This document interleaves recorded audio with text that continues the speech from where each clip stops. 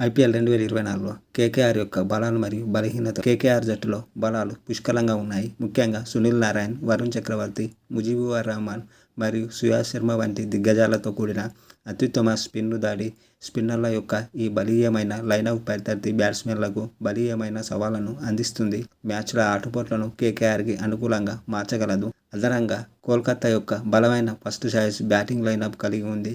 ఇందులో Jason Roy, Shreyas Iyer, Andre Rasool, Nitish Rana, Venkatesh Iyer మరియు రింకు సింగ్ వంటి బహుముఖ ప్రజ్ఞాశాలి సునీల్ నారాయణ్తో కలిసి ఉన్నారు. ఈ బ్యాటింగ్ క్లాస్ కేకేఆర్కి విశ్వాసంతో లక్ష్యాలను ఛేదించడానికి అవసరమైన ఫైర్ పవర్ను అందిస్తుంది.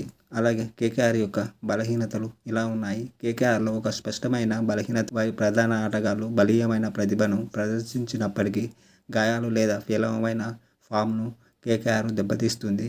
వారి వేగాన్ని కొనసాగించేందుకు తగిన ప్రత్యామ్నాయాలు లేవు. అంటే పంజాబ్ జట్లో బ్యాకప్ ప్లేయర్లు బలంగా లేరు. మిచెల్ స్టార్క్కు మద్దతుగా ప్రపంచ స్థాయి పేస్ అటాక్ లేకపోవడం మరో బలహీనత. స్టార్క్ కొత్త బంతితో ఒక శక్తివంతమైన శక్తి అయితే పేస్ బౌలింగ్ కోసం కేకేఆర్ అతనిపై ఆధారపడుతుంది.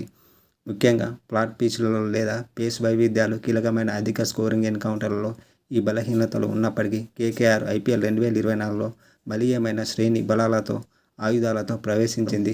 వారి స్పిన్ దాడిని ఉపయోగించుకోవడం ద్వారా మరియు వారి బ్యాకప్ ఎంపికలను బలోపేతం చేయడం ద్వారా ఐపీఎల్ టైటిల్ కోసం పోటీదారులుగా తమ స్థానాన్ని పటిష్టం చేసుకోవచ్చు. టోర్నమెంట్ ముగుస్తున్నప్పుడు కేకేఆర్ వారి బలాన్ని పెంచుకుంటూ వారి బలహీనతలను పరిష్కరించగల సామర్థ్యం ఐపీఎల్ 2024 యొక్క గ్రౌండ్ స్టేజ్లో వారి విజయాన్ని నిర్ణయిస్తుంది.